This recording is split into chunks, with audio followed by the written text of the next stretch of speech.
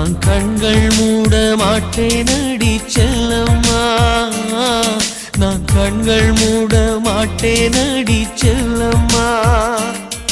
அடி நீதான் என் சந்தோஷம், பூவெல்லாம் உன் வாசம், நீ பேசும் பேச்செல்லாம் நான் கேட்கும் சங்கீதம், உன் புன்னகை நான் சேமிக்கின்ற செல்வமடி.